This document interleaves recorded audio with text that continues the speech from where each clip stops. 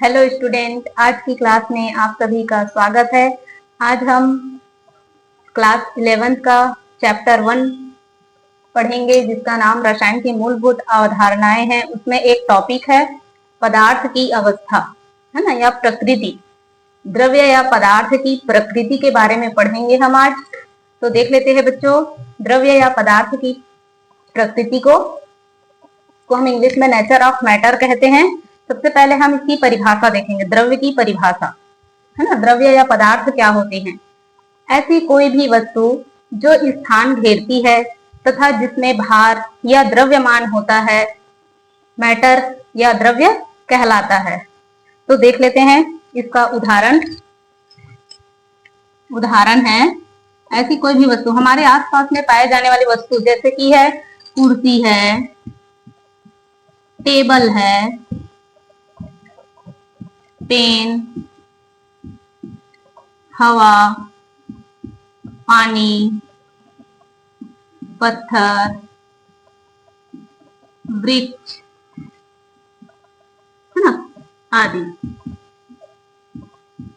हमारे आसपास की वस्तु, ऐसे कोई भी वस्तु को हम ले सकते हैं जिसका द्रव्यमान होता है, जिसमें भार होता है, और जो स्थान घेरता है उसको हम क्या कहते हैं? द्रव्य कहते हैं। ठीक है, तो इस तरह से हमने परिभाषा देख लिया। ये सभी चीजें जो है द्रव्य की उदाहरण है ना। कुर्सी, टेबल, पेन, हवा, पानी, पत्थर, वृक्ष, ये सभी क्या है? द्रव्य के उदाहरण है, क्योंकि इसमें कुछ न कुछ भार या द्रव्यमान होता है और ये सभी चीजें स्थान घेरती है। जैसे पेन है ना, ये पेन का भी क्या होता है? द्रव्यमान होता है, और ये भी क्या करती है? स्थान घेरती है, इसलिए ये क्या है? द्रव्य या पदार्थ है। अब हम देखेंगे बच्चों पदार्थ या द्रव्य का वर्गीकरण। द्रव्य की परिभाषा हमने देख लिया बच्चों, अब हम देखेंगे इसका वर्गीकरण, है ना। पदार्थ को कितने भागों में बांटा गया है? तो द्रव्य या पदार्थ को मुख्य रूप से दो भागों में बांटा गया है ना, भौतिक वर्गीकरण के आधार पर, और दूसरा है रासायनिक वर्गीकरण के आधार पर। भौतिक वर्गीकरण मतलब फिजिकल क्लासिफिकेशन के आधार पर, और केमिकल क्लासिफिकेशन के आधार पर। तो भौतिक अवस्था, है ना, भौतिक अवस्था के आधार पर पदार्थ को तीन भागों में बांटा गया है, या पदार्थ की तीन अवस्थाएं होती है। भौतिक अवस्था के आधार पर पदार्थ की तीन अवस्था देख लेते हैं, क्या क्या है तीन अवस्था। पहला है हमारा ठोस, जिसको हम सॉलिड भी कहते हैं। दूसरा है द्रव, जिसे हम लिक्विड कहते हैं, इंग्लिश में लिक्विड। और तीसरा अवस्था है गैस। भौतिक अवस्था के आधार पर पदार्थ की तीन अवस्थाएं होती है। तो हम अब इसकी परिभाषा देख लेते हैं। अब हम समझ लेते हैं बच्चों कि ये ठोस, द्रव और गैस क्या होता है ना। समझते हैं इसको हम एक बेस मान के चलते हैं, अंतर का आधार। इसके आधार पर हम इसको समझने की कोशिश करेंगे। अंतर का आधार, पहला है अंतर, इसमें कणों की स्थिति। कणों की स्थिति के आधार पर इसको समझते हैं। ठोस, द्रव और गैस तीनों में अंतर हो जाएगा। यहाँ पर ठोस के जो अणु होते हैं पास पास होते हैं, इसमें जो अणु होते हैं वो पास पास, ठोस के अणु पास पास होते हैं। और द्रव, है ना, द्रव के जो अणु होंगे वो ठोस की अपेक्षा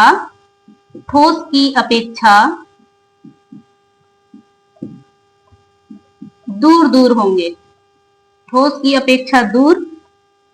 लेकिन गैस की तुलना में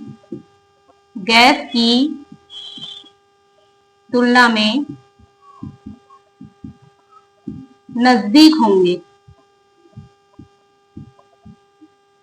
ठीक है, ठोस में जो अणु होंगे वो बहुत ही पास पास रहेंगे। जैसे एक एग्जांपल इस तरह से, है ना, ठोस के अणु जो है आपस में बहुत ही पास पास होते हैं। और गैस के जो अणु है वो, द्रव के जो अणु है ठोस के कंपैरिजन में थोड़ा दूर रहेंगे, लेकिन गैस की तुलना में नजदीक रहेंगे। और गैस के जो अणु होंगे, गैस के अणु जो है दूर दूर होते हैं, है ना। गैस के जो अणु होते हैं वो बहुत ही दूर दूर होते हैं, इस तरह से। बहुत ही दूरी दूरी, है ना, दूर रहते हैं गैस के अणु। सेकंड है अंतर का आधार इसमें आयतन एवं आकार। आयतन एवं आकार। आयतन एवं आकार देख लेते हैं। तो ठोस का जो आयतन और आकार दोनों निश्चित होता है। ठोस का आयतन एवं आकार दोनों क्या होता है? निश्चित, दोनों निश्चित होते हैं। और द्रव का जो आयतन होता है निश्चित होता है, आयतन निश्चित, लेकिन आकार अनिश्चित होता है।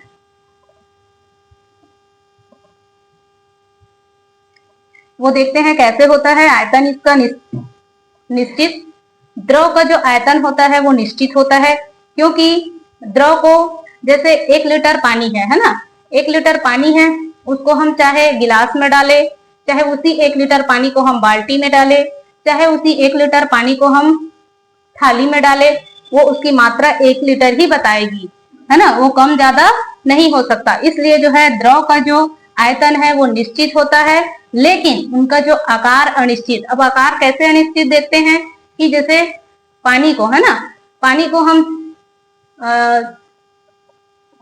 कटोरी में डालें या उसी पानी को गिलास में डालें, तो बर्तन के अनुसार उनका जो आकार है वो परिवर्तित होता रहता है, बदलता रहता है। इसलिए जो है द्रव का जो आकार है वो क्या होता है? अनिश्चित होता है। ठीक है, तो इस तरह से हमने आकार और आयतन का देख लिए द्रव में। लेकिन गैस में क्या होता है? आयतन और आकार दोनों अनिश्चित होता है, अनिश्चित।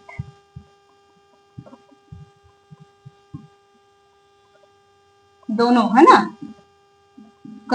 ना तो कोई आयतन है ना कोई आकार है, क्योंकि जब हम गैस को, है ना, किसी पात्र में रखते हैं तो वो पूरा, है ना, पूरा पात्र का जो आयतन है उसको घेर लेता है ना। इसलिए जो है इनका जो आकार और आयतन दोनों अनिश्चित होता है ना। जैसे गुब्बारे में हवा भरा है, उसको हम प्रेस करके, है ना, कंप्रेस करके उसको कम ज्यादा कर सकते हैं, है ना। इसलिए जो है उनका, है ना, उसका आकार और आयतन दोनों अनिश्चित होता है।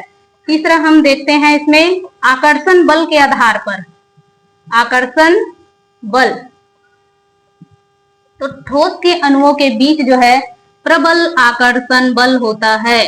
प्रबल आकर्षण, क्योंकि इसके अणु आपस में पास पास होते हैं, इसलिए इनके बीच जो है प्रबल आकर्षण बल होता है। जबकि द्रव, है ना, द्रव में देखते हैं तो द्रव में जो आकर्षण बल होता है वो गैस की तुलना में अधिक तथा ठोस की तुलना में कम आकर्षण, है ना, में जो है ठोस की अपेक्षा कम आकर्षण होता है। ठोस की अपेक्षा कम आकर्षण, क्योंकि इसके अणु ठोस की तुलना में क्या होता है? थोड़ा दूर दूर रहता है, तो इसमें आकर्षण भी क्या होता है? ठोस की तुलना में कम होता है।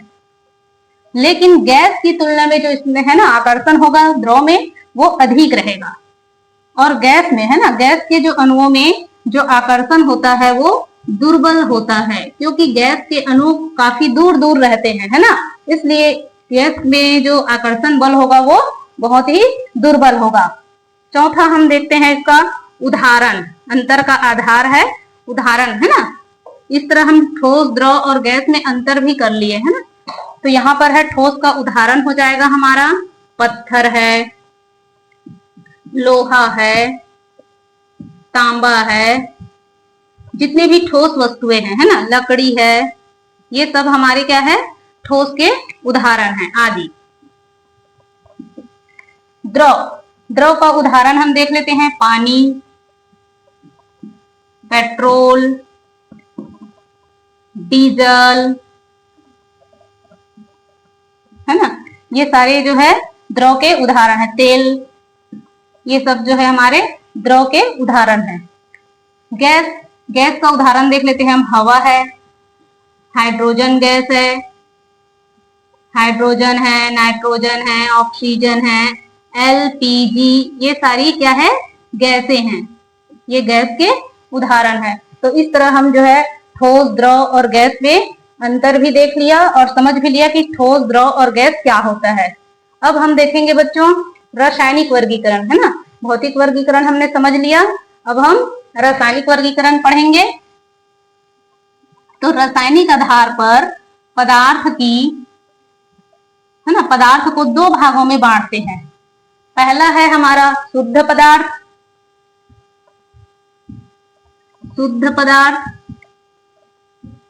और दूसरा है मिश्रण। दो प्रकार के होते हैं ना। रासायनिक आधार पर पदार्थ को दो भागों में बांटा गया है। पहला है हमारा शुद्ध पदार्थ, जिसको हम प्योर सब्सटेंस भी कहते हैं, प्योर सब्सटेंस। और सेकंड है मिश्रण। तो देखते हैं बच्चों शुद्ध पदार्थ क्या होता है ना। शुद्ध पदार्थ वह होता है जिसमें केवल एक ही अवयव होते हैं, है ना। जब पदार्थ में केवल एक ही अवयव या सब्सटेंस होता है तो उसको हम शुद्ध पदार्थ कहते हैं। और जब एक से अधिक, है ना, अवयव या सब्सटेंस होते हैं तो उसको हम मिक्सचर कहेंगे। शुद्ध पदार्थ को दो भागों में बांटा गया है। पहला है हमारा तत्व, जिसको हम इंग्लिश में एलिमेंट कहते हैं, और दूसरा है यौगिक, जिसको इंग्लिश में हम कंपाउंड कहते हैं। तत्व और यौगिक। तो देख लेते हैं बच्चों तत्व क्या होता है ना। तत्व या एलिमेंट किसे कहते हैं। तो तत्व जो है पदार्थ का सबसे सरलतम रूप होता है। तत्व क्या है, पदार्थ का सबसे सरलतम रूप होता है, जिससे, है ना, जिसे और अपघटित नहीं किया जा सकता या जिसको और छोटे टुकड़ों में नहीं तोड़ा जा सकता, है ना। सरल पदार्थ में और उसको तोड़ा नहीं जा सकता, वो है तत्व, है ना। तत्व को परिभाषित हम इस तरह से भी कर सकते हैं कि तत्व वह पदार्थ होता है जिसमें केवल एक ही प्रकार के अणु विद्यमान होते हैं, है ना। तत्व में एक ही प्रकार के अणु विद्यमान होते हैं। का हम उदाहरण देख सकते हैं तत्व का, जैसे है गंधक, है ना, गंधक जिसको हम सल्फर कहते हैं, गंधक है, लोहा है, हाइड्रोजन है। ये सब हमारे क्या है, तत्व है, जिसमें केवल एक ही प्रकार के क्या है, अणु विद्यमान होते हैं। ठीक है। अब हम देखेंगे यौगिक। यौगिक क्या होता है ना। यौगिक की परिभाषा, यौगिक जब दो या दो से अधिक तत्व को निश्चित अनुपात में मिलाया जाता है। यौगिक में क्या होता है, तत्वों का जो अनुपात होता है वो निश्चित होता है।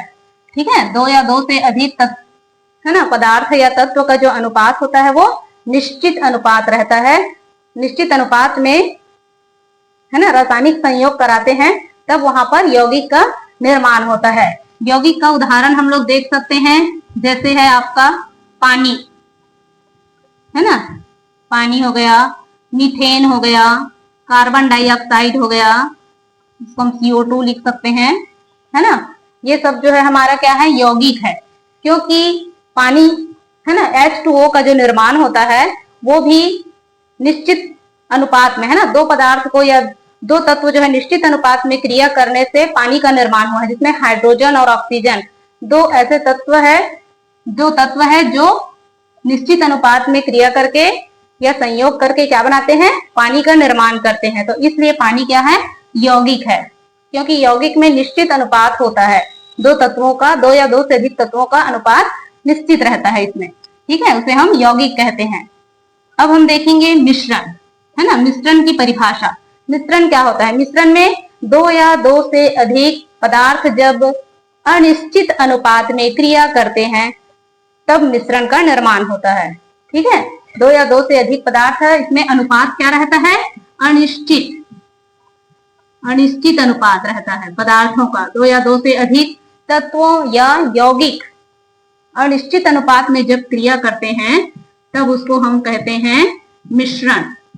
और यौगिक में हमने क्या देखा था, यौगिक में दो तत्वों का जो अनुपात है, तत्वों का जो अनुपात होता है इसमें क्या रहता है, निश्चित रहता है। यही अंतर है इसमें, है ना, तत्व और यौगिक और मिश्रण में अनुपात निश्चित रहता है इसमें।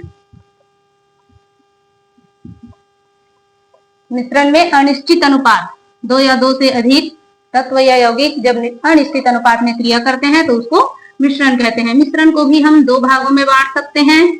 पहला है समांगी मिश्रण, समांगी मिश्रण। सेकंड है हमारा विषमांगी मिश्रण, विषमांगी मिश्रण। 2 प्रकार के होते हैं मिश्रण। समांगी मिश्रण को हम होमोजीनियस मिक्सचर बोलते हैं, है ना, होमोजीनियस, होमोजीनियस मिक्सचर। विषमांगी मिश्रण को हम हेट्रोजीनियस, हेट्रोजीनियस मिक्सचर कहते हैं। तो सबसे पहले हम देखते हैं कि समांगी मिश्रण क्या होता है। समांगी मिश्रण जब पदार्थ में, है ना, अवयवी जो कण है वो एक समान होते हैं तब उसको हम क्या कहते हैं, समांगी मिश्रण कहते हैं। अवयवी कण समान मतलब जिनसे वो बना हुआ है ना, जिनसे मिश्रण बना हुआ है उसको हम अवयवी कण कहते हैं। जब वो एक समान होते हैं, यूनिफॉर्म होते हैं, तब उसको हम कहते हैं समांगी मिश्रण।